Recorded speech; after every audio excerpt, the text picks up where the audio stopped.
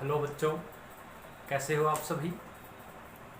तो आशा करता हूँ कि अब सभी बच्चे रेगुलर हो गए होंगे और सभी लेक्चर्स को देख रहे होंगे।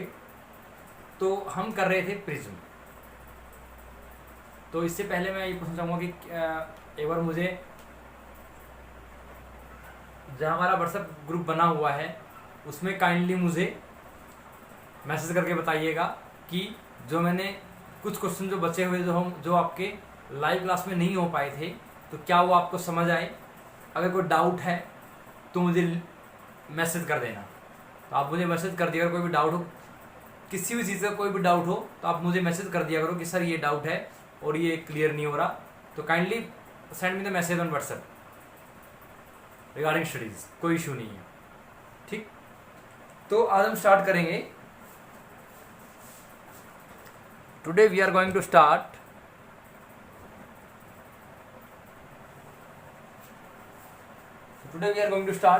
with the refraction of the light through the prism। तो आज हम क्या करेंगे कि प्रिज्म के अंदर से रिफ्रैक्शन किस तरह से होता है, हमने कर लिया फिर भी, लेकिन हम इस चीज को इलेबोरेट करेंगे हम कि प्रिज्म के रिफ्रैक्शन से हम क्या चीज एक पर्टिकुलर डेरिवेशन निकाल सकते हैं, वो हम बनाएंगे यहाँ पर। ठीक है,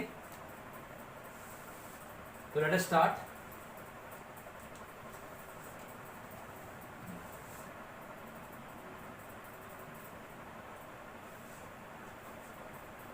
टॉपिक है हमारा रिफ्रैक्शन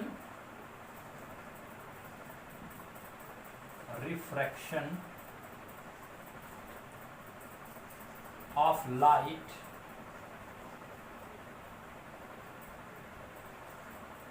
थ्रू ग्लास प्रिज्म। ठीक है,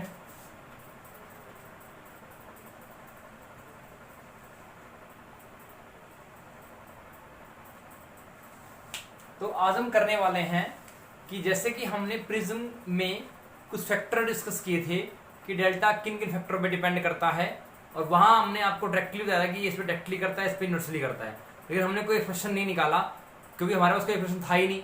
तो आज हम वैसा ही कुछ एक्सप्रेशन निकालने की कोशिश करेंगे जिससे कि हमें क्लियर आइडिया पता लगे कि डेल्टा आपका म्यू पे डायरेक्टली प्रोपोर्शनल है या नहीं है। ठीक है, let us draw the diagram of prism.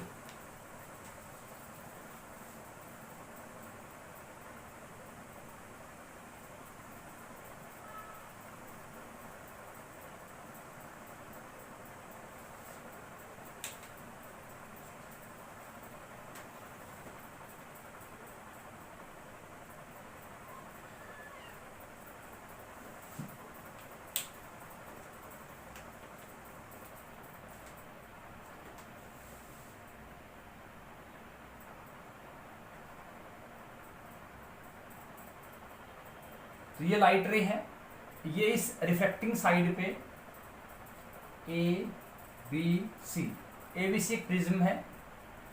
ठीक है, और ये लाइट रे आपकी कौन सी है, इंसिडेंट लाइट रे है। कौन सी है, this is your this light रे, इंसिडेंट लाइट रे है। और जब ये लाइट रे, क्योंकि लाइट रे कहां से कहां जा रही है, रेयर टू डेंसर मीडियम जा रही है। तो लाइट रे ये कहां जा रही है, रेयर से डेंसर मीडियम की तरफ जा रही है। तो अब देखिए, अब इसमें क्या होगा, तो light ray is going from rare denser medium, तो light will bend towards normal. तो इसका पहले क्या बनाते हैं, परपेंडिकुलर बनाते हैं।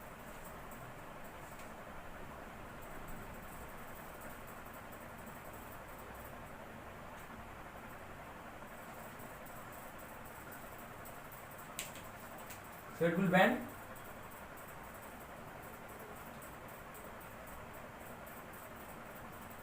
towards normal।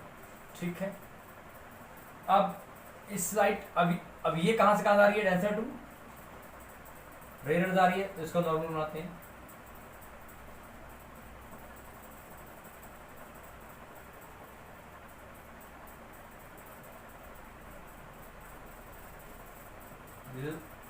N1 N2, ठीक है।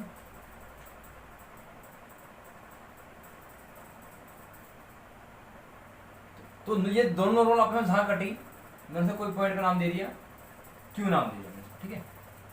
तो ये सपोज कीजिए P हो गया और ये R। तो जब ये लाइट रे आपकी डेंसर रेज आएगी, it will bend away from normal, it will bend like this, ठीक है। यहां तक कोई दिक्कत किसी को? तो लाइट रे, इंसिडेंट लाइट रे ऐसे आई, नॉर्मल बनाया, it will bend towards the base of prism.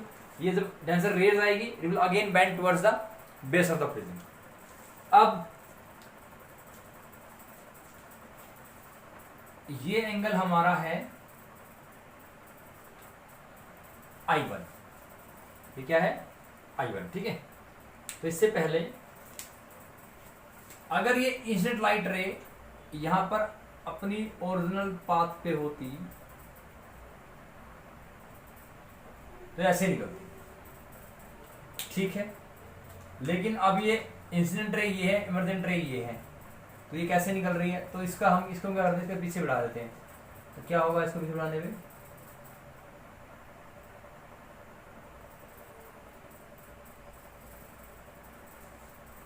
तो इसको मैंने पीछे की तरफ एक्सटेंड किया, so it will meet somewhere at this point, this is और डेल्टा। तो ये क्या है? ये क्या है आपका? ये डेल्टा है।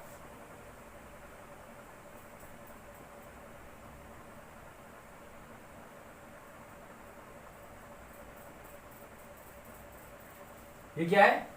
डेल्टा। तो इसको हम बोलते हैं डेल्टा। तो अगर सिंबल बनाना है क्लियरली तो कैसे होगा? इसका सिंबल होता है ऐसा, दिस इज कॉल्ड डेल्टा। तो ये क्या है? डेल्टा है। The angle between incident ray and the emergent ray extended backwards is your angle of deviation, ठीक है। तो ये I1 है, अगर ये I1 है तो ये पूरा क्या बनेगा?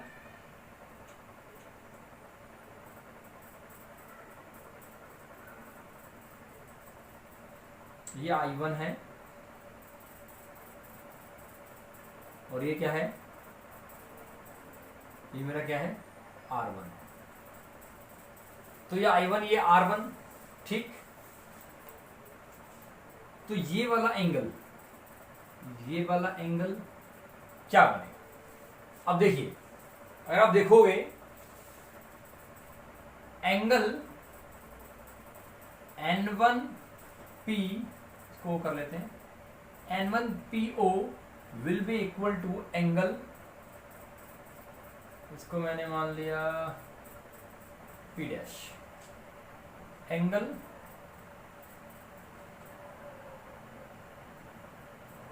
P dash PQ। तो N1PO is equal to P dash PQ। क्यों ऐसा? क्योंकि कौन से एंगल होंगे? These are the vertically opposite angles, these are the vertically opposite angles. तो ये क्या है? ये हमारे वर्टिकली अपोजिट एंगल्स हैं, ठीक। तो इसका मतलब क्या हुआ? अब मुझे निकालना है angle P dash P R plus angle R P Q will be equal to what? Angle N1P O, ठीक है। क्योंकि मैंने इसको क्या लिखा? ये किसकी वैल्यू है? ये वैल्यू आपकी है किसकी? Angle P dash P Q की वैल्यू है ये पूरी वैल्यू किसकी है? P dash P Q। क्या होगा? ये वाला angle P dash P R plus R P Q। तो ये एंगल प्लस ये angle will be equal to this angle, ठीक है। तो ये क्या है आपका? I1 है, तो क्या निकालना है मुझे, angle P dash P are निकालना है। और ये क्या है एंगल, ये एंगल मेरा R1 है। क्या होगा, P dash P R will be equal to I1 minus R1। तो क्या आ गया, तो ये क्या आ गया, ये आपका आ गया I1 माइनस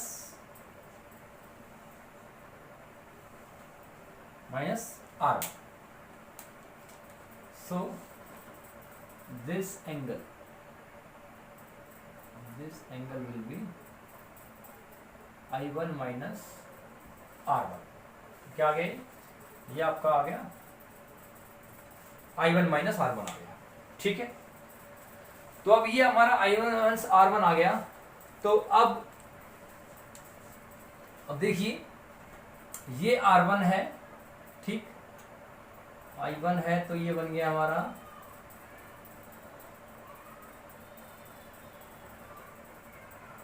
ये I2 हो गया। सिमिलरली ये R1 है, तो ये क्या है, R2 हो गया। ठीक, तो मैंने क्या मान लिया कि अगर जिस तरह से ये लेटर इधर से आई है, अगर ये लेटर भी इधर से आती तो ये एंगल I2 बनता और ये क्या बनता, R2 बनता। ठीक है, तो एंगल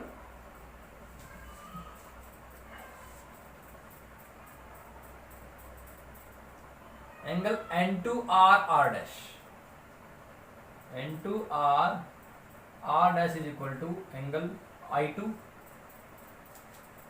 एंड इसको मैं क्या लिख देता हूँ कि ये जो एंगल है ये इस एंगल के इक्वल होगा। मीन्स ये क्या है, मान लीजिए ये हमारे ये Q डैश मान लिया, तो क्या है, angle Q dash R Q के इक्वल होगा। तो किसका इक्वल है, I2 के इक्वल है।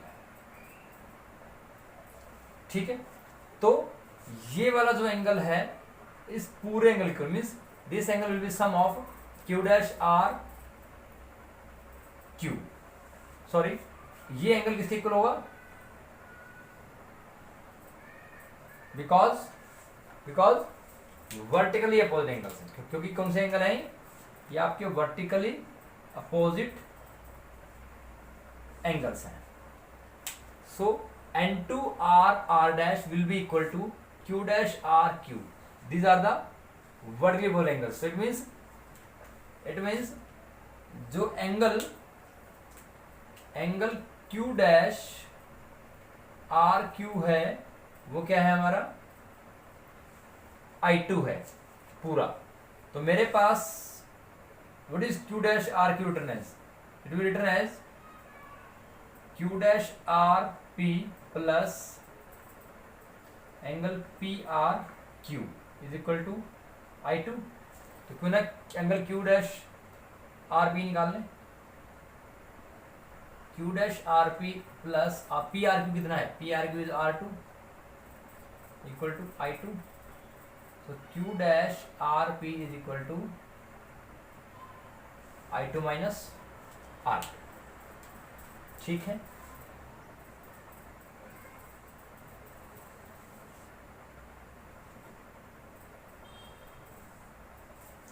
तो मेरे पास क्या आ गया, मेरे पास ये आ गया I2 माइनस R2। ठीक, क्लियर है। तो अब देखिए, अब अगर मैं ट्राइंगल लूं Q dash P R, so in triangle Q dash P R, तो Q डैश P R का एक्सटीरियर एंगल क्या है, P dash Q dash R है। So angle P dash Q dash R is exterior angle of triangle Q dash P R। तो Q dash P R, तो इस triangle का ये angle क्या है, एक्सटीरियर एंगल है। ठीक है, तो प्रॉपर्टी क्या होती है, ये जो एंगल होगा, ये जो एंगल एक्सटीरियर एंगल, ये एंगल इस एंगल के और इस एंगल के सम के इक्वल होगा। It means P dash Q dash R is equal to sum of angle Q dash PR plus Q dash RP। क्या बनेगा? This will be equal to, ये क्या है? ये आपका डेल्टा है। क्या है? डेल्टा। और Q डैश PR क्या है? I1 Q dash RP, Q dash PR, ये लगा लो P डैश PR। क्या है ये? I1 माइनस R1 है, प्लस ये कितना है? I2 माइनस R2 है। तो क्यों ना मैं इसका ऐसे लिख दूं, I1 plus I2 minus R1 plus R2। ठीक है, तो ये मैंने डेल्टा का एक्सप्रेशन निकाल लिया। डेल्टा मेरा क्या आ गया? डेल्टा मेरा आ गया I1 plus I2 minus R1 plus R2। ठीक, अब बात करते हैं हम, यहां तक क्लियर है? यहां तक किसी को doubt?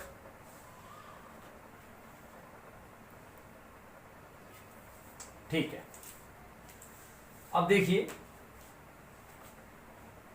APQR is a quadrilateral.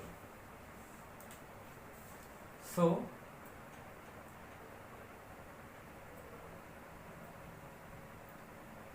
APQR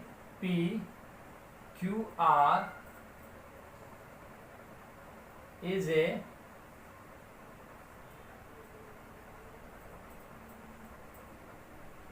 a quadrilateral. So in a quadrilateral APQR, angle A plus, let us suppose this is angle theta.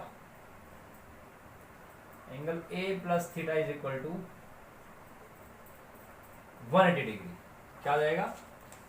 Because आमने सामने के एंगल्स का सम क्या होता है? 180 डिग्री होता है। ये क्या बोलते हैं? तो APQR में angle A plus angle theta will be equal to 180 degree, will be equal to 180 degree. ठीक, अब in triangle PQR, in triangle PQR क्या होगा? एंगल ट्राइंगल PQR में RPQ प्लस PQR में R1 plus R2 plus theta is equal to 180 degree होगा। तो क्या होगा?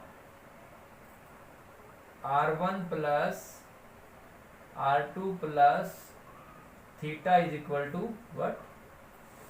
180 डिग्री। क्या आ गया? R1 plus R2 plus theta is equal to 180 degree. तो ये हमारी थी पहली इक्वेशन, ये हमने सेकंड बनाई, ये थर्ड, उसके बाद फोर्थ, उसके बाद fifth. So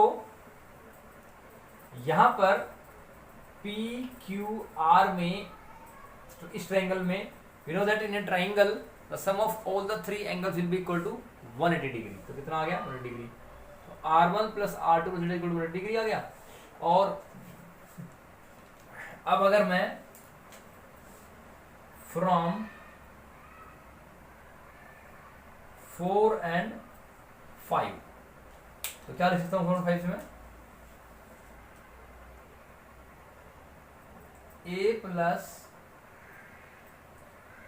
theta is equal to R1 plus R2 plus theta. क्या आ जाएगा? A is equal to R1 plus R2। तो क्या आ गया? इट मीन्स ये जो दोनों का सम आएगा वो इसी एंगल के बराबर आएगा।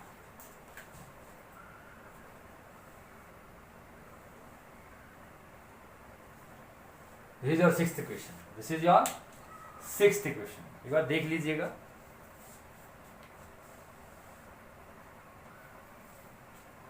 तो ए क्या आ गया, R1 प्लस R2 आ गया, ठीक है। तो अब अगर मैं इस सिक्स्थ इक्वेशन से R1 प्लस R2 की वैल्यू उठाकर थर्ड में रख दूं, means substituting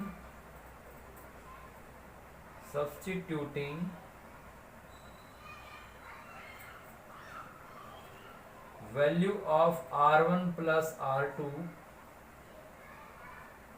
from sixth in third, क्या आ जाएगा, delta is equal to I1 plus I2 minus A, क्या आ जाएगा, delta is equal to I1 plus I2 minus ए।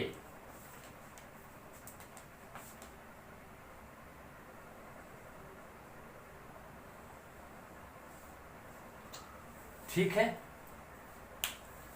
तो क्या आ गया, ये हमने क्या निकाल लिया। So this will be our expression for delta, क्या आ जाएगा, एक्सप्रेशन फॉर डेल्टा आ जाएगा, ठीक।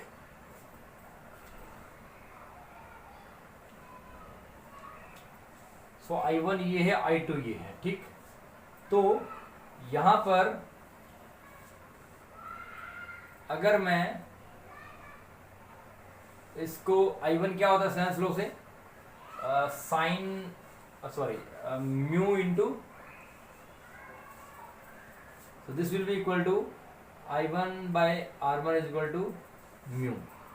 सो I1 क्या होगा, R1 इंटू म्यू, ठीक है। तो ये क्या आ गया, ये हमारी आ गई सेवंथ इक्वेशन। तो ये हमने एक्सप्रेशन निकाल दिया कि डेल्टा का एंगल ऑफ प्रिज्म के साथ क्या रिलेशन है। तो अगर आपको ध्यान हो, हमने फैक्टर किया था कि एंगल ऑफ प्रिज्म के साथ डेल्टा आपका बढ़ता है या घटता है। क्या किया था हमने इसमें, कि जो आपका डेल्टा है वो एंगल ऑफ प्रिज्म के साथ, अगर एंगल ऑफ प्रिज्म बढ़ेगा डेल्टा भी बढ़ेगा, अगर एंगल ऑफ प्रिज्म घटेगा डेल्टा भी घटेगा, ठीक। तो क्लियर है चीज, ठीक है।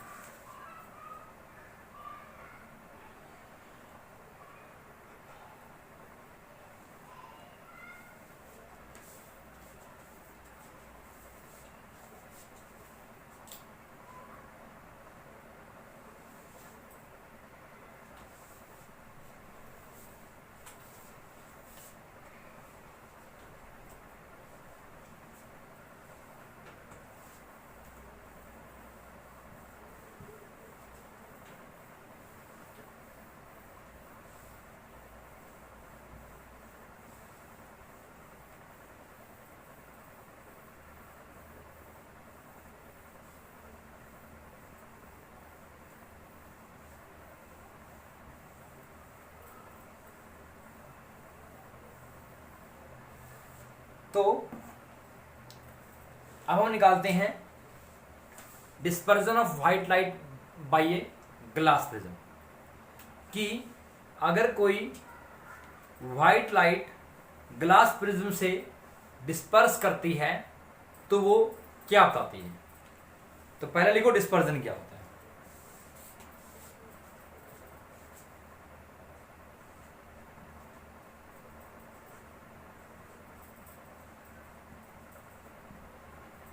Dispersion,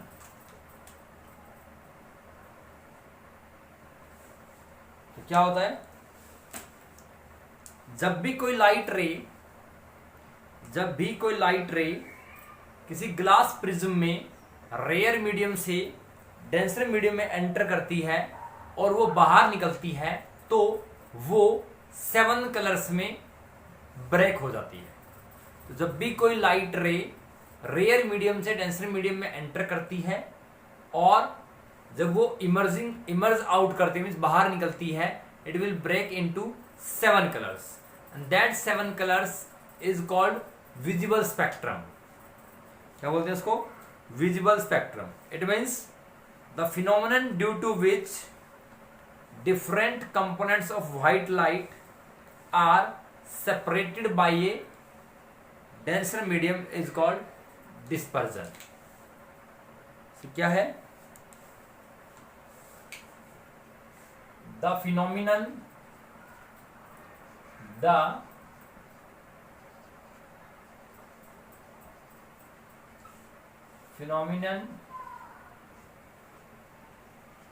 due to which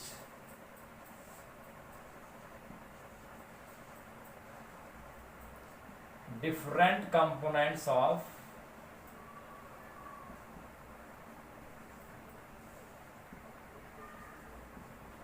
white light, different components of white light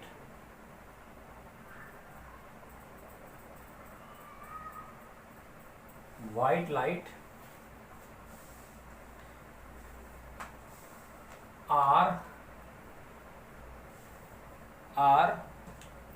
separated. The phenomenon due to which different components of white light are separated by a denser medium. By a denser medium. By a denser medium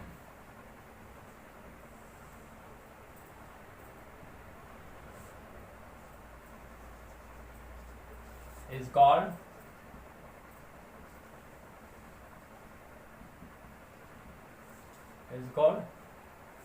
dispersion. ठीक है, तो इस phenomenon के according जब भी कोई light रे rare medium से डेंसर मीडियम में एंटर करती है तो वो जब भी इमर्ज आउट होती है तो वो 7 अलग अलग लाइट कलर्स में सेपरेट हो जाती है। उसको हम बोलते हैं विजिबल स्पेक्ट्रम। क्या बोलते हैं? Visible spectrum. तो अब बात करते हैं डिस्पर्जन ऑफ व्हाइट लाइट क्या होता है। तो white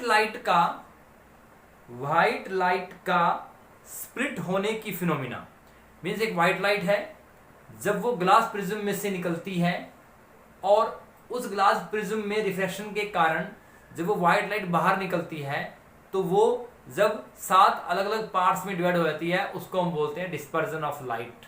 means the phenomenon of splitting of white light after reflection through a glass prism into 7 colours. तो क्या होता है?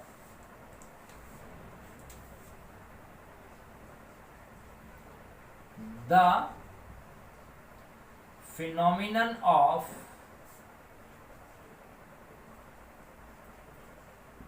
splitting of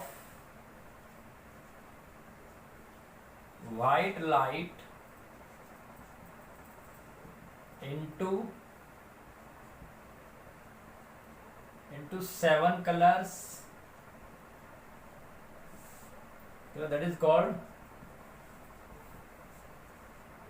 visible spectrum. The phenomenon of splitting of white light into 7 colors, that is visual spectrum, when it passes through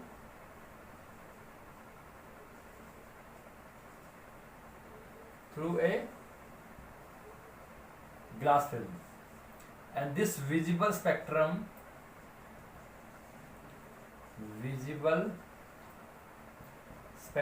is called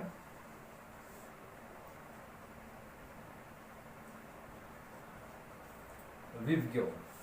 क्या बोलते हैं इसको? विवग्योर। क्या बोलते हैं? विवग्योर। तो this is your dispersion of light.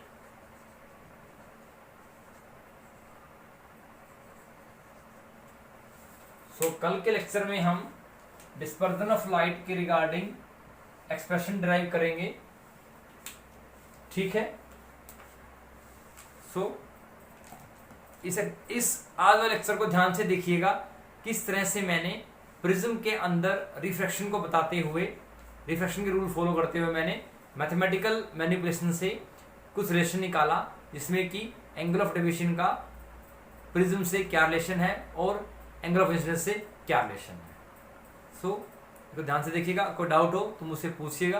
तब तक के लिए अपना ध्यान रखिए, घर पे रहिए और सुरक्षित रहिए। Thank you so much.